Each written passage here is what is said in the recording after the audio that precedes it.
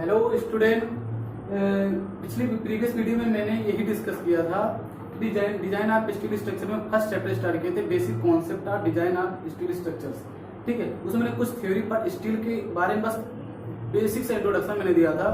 तो इस वीडियो को बनाने के बाद मुझे जहाँ तक कमेंट आए बच्चों के कि सर आप जो भी वीडियो बना रहे हैं उसमें आप अगर लेक्चर के साथ साथ थ्योरी भी अगर आप साथ ही साथ लिखवाते चले तो हम लोग के लिए ज़्यादा बेनिफिशियल होगा।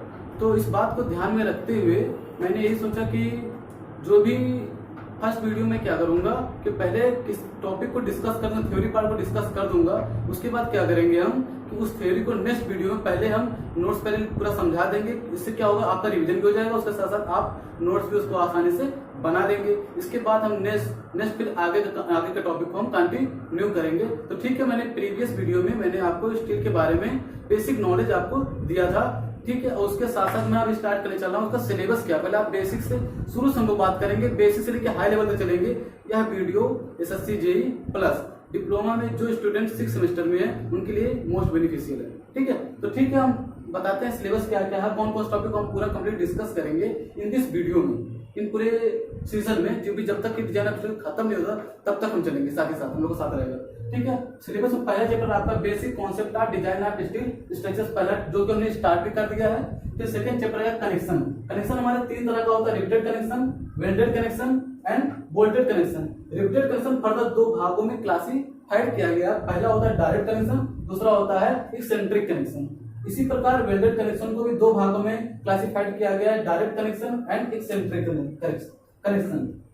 ऐसे ही हमारा बोल्टेड कनेक्शन को भी 2 भागों में क्लासिफाइड किया गया है, डायरेक्ट कनेक्शन, एक्सेंट्रिक कनेक्शन। ठीक है, और फिर हमारा थर्ड चैप्टर हम स्टार्ट करेंगे टेंशन मेंबर। ठीक है, और फिर चौथा चैप्टर हमारा आएगा कंप्रेशन मेंबर। पांचवा बात करेंगे बीम, छठवां बात करेंगे प्लेट गर्डर, सातवां बात करेंगे गैंटी गर्डर, आठवां बात करेंगे इंडस्ट्रियल सेट्स, नौवां बात करेंगे प्लास्टिक नॉलेज। हम इतने चैप्टर को कंप्लीटली बेसिक से लेके हाई लेवल तक हम एसएससी जेईई प्लस डिप्लोमा जितने भी क्वेश्चन आए होंगे हर एक टॉपिक को क्वेश्चन प्लस कॉन्सेप्ट जितना हो पाएगा पूरा डिटेल में कॉन्सेप्ट से हम डिस्कस करेंगे ऑल द टॉपिक। ठीक है, डिप्लोमा टॉपिक कौन सा है बता दीजिए डिप्लोमा के लिए सबसे ज्यादा इंपॉर्टेंट चैप्टर ये है आपका basic concept of design of steel structures, connection, tension member, compression member and beam. इतने चैप्टर ऐसे हैं जो डिप्लोमा स्टूडेंट के लिए फर्स्ट सेमेस्टर एग्जाम जो अपकमिंग है आने वाले जुलाई या जो भी हो, जिस भी मंथ पेपर हो हमारे लॉकडाउन के बाद, वो सारे चैप्टर मोस्ट बेनिफिशियल है। बाकी सारे चैप्टर जो एसएससी जेईई तैयारी कर उनके लिए तो सबसे ज्यादा बेनिफिशियल है ही है। ठीक है, तो सभी स्टूडेंट इस सारे चैप्टर को अच्छे से समझेंगे। जो भी टॉपिक्स नहीं समझ में आता है उसको आप डिस्क्रिप्शन में लिंक दे दिया जाएगा, उस पर आप अपना इशू भेज सकते हैं, जो भी क्वेरी हो आपको आप भेज सकते हैं। फिर I will discuss next video. ठीक है, हम बात करते हैं अब basic concept of design of structure, जो भी थ्योरी पार्ट है उसका मैंने कुछ समझा दिया था।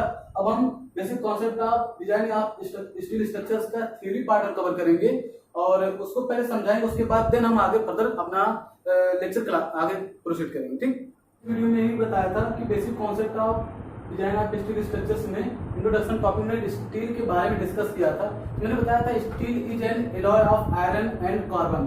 कार्बन और आयरन का क्या होता है, मिक्सचर होता है, और स्ट्रेंथ ऑफ स्टील डिपेंड करता है परसेंटेज ऑफ कार्बन पे।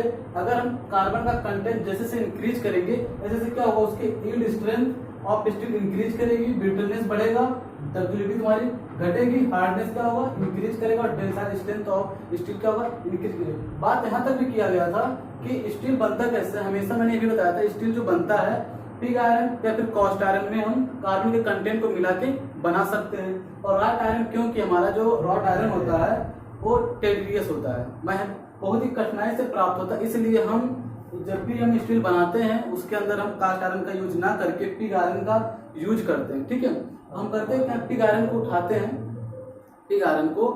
हैं, उस पिग आयरन को लेकर, क्योंकि इसके अंदर बहुत सारी इम्प्योरिटीज होती हैं, वह इम्प्योरिटीज को क्या करते हैं, इससे अलग करना होता है। तो हम इसको लेकर के जाएंगे जहाँ पे स्टील का कारखाना होगा, जहाँ पर स्टील का मैन्युफैक्चरिंग होती होगी या फिर जहाँ पर स्टील का कास्टिंग होता है, वहाँ पर हम जाएंगे, पिग आयरन को क्या करेंगे, बहुत हाई टेम्परेचर पे पिघलाएंगे। पिघलाने के बाद क्या होगा, उसमें से जो इम्प्योरिटीज होंगी, जैसे हमारा होता है, हमारे से होता है मोलिब्डेनम, कार्बन, सिलिकॉन, सल्फर, अनेक प्रकार के अक्षर जो भी होते हैं उसमें से क्या करेंगे, निकल जाएंगे, तो हमें क्या मिलेगा, केवल प्योर आयरन मिलेगा। ठीक है, प्योर आयरन की स्ट्रेंथ उतनी ज्यादा नहीं होती है कि जिसके कारण हम किसी भी स्ट्रक्चर उससे हम कोई भी स्ट्रक्चर्स बनाए तो लोड को बियर कर सके। इसलिए हम क्या करते हैं, उसके अंदर हम कार्बन मिलाते हैं। ठीक है, तब बाद में उसके अंदर कार्बन को मिला करके तब हम स्टील बनाते हैं। ठीक है, तो बात यहाँ तक स्टील के बारे में स्टूडेंट हमने पहले बात कर लिया था। फिर हम बात करते हैं based on percentage of carbon steel can be classified under as, जैसे कि मतलब एक परसेंटेज ऑफ कार्बन के आधार पर स्टील को क्लासिफाइड किया गया। पहला आता है रॉट आयरन।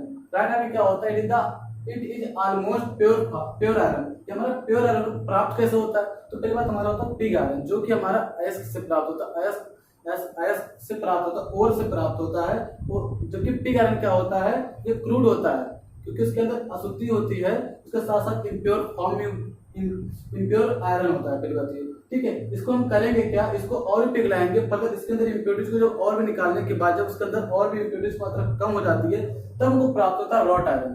ठीक है, तो क्या लिखा है, सबसे प्योर फॉर्म का आयरन होता है। इसके अंदर जो कार्बन का कंटेंट होता है 0.15 से कम होता है। फिर बात है माइल्ड स्टील, जिसका हम यूज अपने स्ट्रक्चर्स एनालिसिस में या फिर स्टील स्ट्रक्चर्स में या फिर हमारा जो कि आरसीसी के अंदर पड़ने वाली जो बार है, सरिया है, उसको हम यूज करते हैं। माइल्ड स्टील हमारा दो तरह का होता है, बात करेंगे आगे। एक होता है प्लेन बार होता है, एक होता है HYSD बार होता है, जिसको बोलते हैं डिफॉर्म बार। इसके ऊपर रिब बना होता है जो ट्विस्टेड फॉर्मेट में होती है। और माइल्ड स्टील के बारे में बात करेंगे और डिटेल में, बस थोड़ा सा यहाँ पे देख लीजिए। It is the got carbon content from 0.12 से 0.25 तक। इसके अंदर जो कार्बन जो है कि कार्बन कंटेंट जो रखता है कितना परसेंट, 0.12 से 0.25% कार्बन रखता है। फिर अब बात आती है कॉस्ट आयरन का। इसके अंदर जो कार्बन कंटेंट 2 से 4, इसके अंदर सबसे ज्यादा देखा जाए तो पिग आयरन की अपेक्षा थोड़ा सा कम होता है, लेकिन सबसे ज्यादा होता है किसी कार्बन का पिग आयरन में होता है। तो कास्ट आयरन क्या होता है, कार्बन इसका जो परसेंटेज 2 से 4% होता है,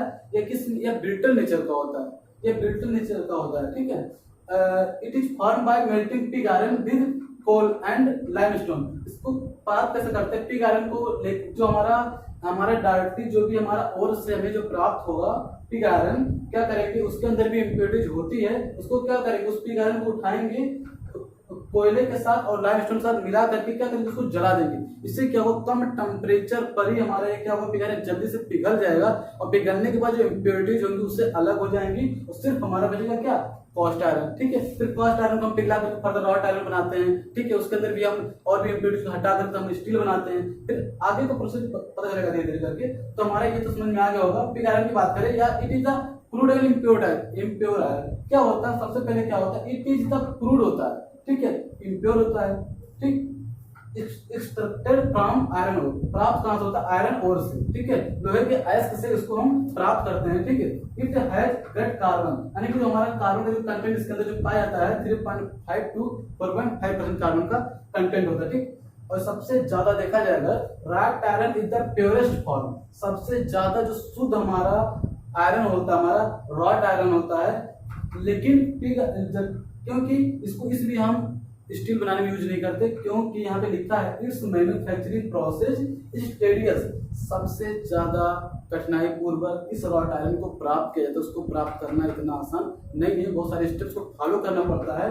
तो इस प्रकार अपने स्टील का फॉर्मेशन करेंगे, बनाएंगे। और उससे पहले हमने कार्बन के कंटेंट के आधार पर हमने क्लासिफाइड किया था टाइप ऑफ स्टील। ठीक है, तो बात करते हैं, कुछ नोट पॉइंट है कि हमने बात यह भी किया था कि जैसे हम कार्बन का कंटेंट हम बढ़ाते हैं वैसे वैसे क्या होता है, स्टील की स्ट्रेंथ भी हमारी क्या होती है, बढ़ती जाती है, उसकी डक्टिलिटी क्या घटती जाती है। ठीक, तो ब्रिटलनेस भी बढ़ता है, डक्टिलिटी ही सिर्फ घटती, बाकी हार्डनेस बढ़ेगा, स्टील की स्ट्रेंथ बढ़ेगा और आपका टेंसाइल स्ट्रेंथ बढ़ेगा, यील्ड स्ट्रेंथ बढ़ेगा। ये सब प्रॉपर्टी क्या उसकी बढ़ेगी, बट डक्टिलिटी क्या होती है, घटती। ये क्वेश्चन वेरी इंपॉर्टेंट है फॉर कॉम्पिटिटिव एग्जाम में। ठीक है, फिर नोट पार्ट में क्या ही लिखा गया, as the carbon content increases in the iron strength will increase, यानी कि अगर हम उस आयरन के अंदर कार्बन का कंटेंट क्या करेंगे, इंक्रीज करेंगे, तो हमारा डक्टिलिटी क्या करेंगे, घटेगी। ठीक, फिर बात करेंगे stainless steel is made of iron and chromium. जो हमारा स्टेनलेस स्टील जो होती है हमारा आयरन और क्रोमियम का बनता है। ठीक, स्टेनलेस स्टील की बात कर रहे हैं, हमारा किसका बनता है, आयरन और क्रोमियम। ध्यान देना इस बात को, बहुत इंपॉर्टेंट क्वेश्चन है। ठीक है। फिर बात आती है जैसे कि हमने पता स्टील किस आयरन और हमारा किसका कार्बन का बनता है। इसी प्रकार हमारा स्टेनलेस स्टील जो बनता है हमारा क्रोमियम एंड आयरन का बनता है, ठीक है। और यंग मॉडुलस ई जो होती है सभी प्रकार के आयरन की, लोहे की यंग मॉडुलस जो होती है समान होती है, और जो कि क्या रिप्रेजेंट करता है उस आयरन की और फिर वो स्टील की स्टिफनेस को बताता है, ठीक है। जिस भी बॉडी की या जिस भी मेंबर्स की या जिस भी मटेरियल की मॉडुलस ऑफ इलास्टिसिटी क्या होगी, ज्यादा होगी, उस मटेरियल के अंदर डिफ्लेक्शन का मान कम होगा। जैसे मान लेते हैं हमारे कोई रॉड है, जैसे मान लेते हैं हमारा कोई रॉड है और हमारा ऐसे ये क्या है सपोर्टेड है, सपोर्टेड, और इस पर आएगा लोड। अगर इसकी स्टिफनेस ज्यादा होगी तो ये जब लोड इस पर आता है तो क्या करता है, ये हमारा डिफ्लेक्ट होता है। डिफ्लेक्शन कहां से होता है, इसका ये होगा ये न्यूट्रल एक्सिस। इस न्यूट्रल एक्सिस से अगर देखा जाए हमारा इस बीम को अगर हम इस तरीके से बनाएं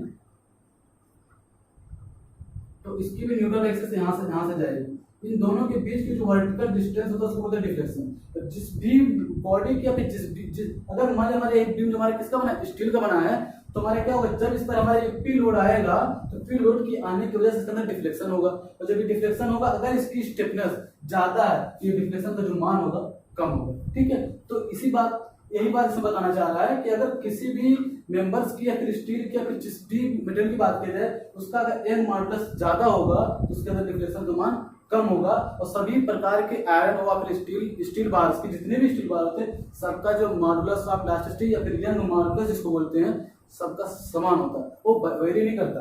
फिर बात करती है if the material is having more E, यानी कि अगर कोई मटेरियल ऐसा है जिसका मॉडुलस ऑफ इलास्टिसिटी या फिर यंग मॉडुलस क्या है अधिक है, तो जिसका मतलब क्या है that is it is more stiff, यानी कि वो क्या और भी ज्यादा क्या स्टिफ है, और जब स्टिफ होगा तो इसका मतलब ये होगा कि डिफ्लेक्शन का मान क्या होगा उसमें कम होगा, ठीक है। कि modulus of elasticity of steel जो होती है 2 × 10⁵ मेगापास्कल के बराबर होती है, जबकि एल्यूमिनियम का अगर मॉडुलस ऑफ इलास्टिसिटी देखा जाए स्टील की मॉडुलस ऑफ इलास्टिसिटी का 1/3 होता है, ठीक है, जो कि अगर कैलकुलेट किया जाए इसके स्थान पे तो 70 गीगापास्कल के बराबर आता है। और कन्वर्जन देखा जाए तो 1 न्यूटन पर मीटर स्क्वायर बराबर 1 पास्कल होता है, 1 किलो न्यूटन पर मीटर स्क्वायर 1 किलो पास्कल होता है, तो 1 मेगापास्कल बराबर होता है 10⁶ न्यूटन पर मीटर स्क्वायर, तो 1 गीगापास्कल बराबर 10⁹ न्यूटन पर metre square.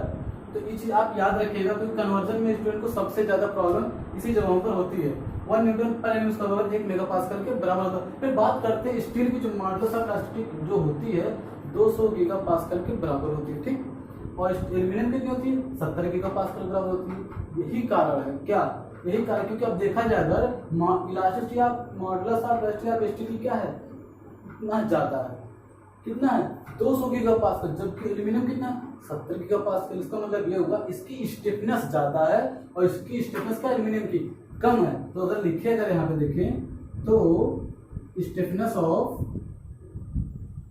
Steel is greater than stiffness of aluminium, ये हम लिख सकते हैं। अगर हम ये भी चीज हम लिख सकते हैं तो स्टिफनेस ऑफ स्टील का क्या होगा ज्यादा, इसका मतलब डिफ्लेक्शन क्या होगा इसके अंदर कम होगा, डिफ्लेक्शन क्या होगा, इसी वजह से क्या होगा डिफ्लेक्शन जो होगा हमारा, डिफ्लेक्शन जो हमारा कम होगा किससे, देन एल्यूमिनियम से, that is deflection of aluminium is greater than deflection of steel.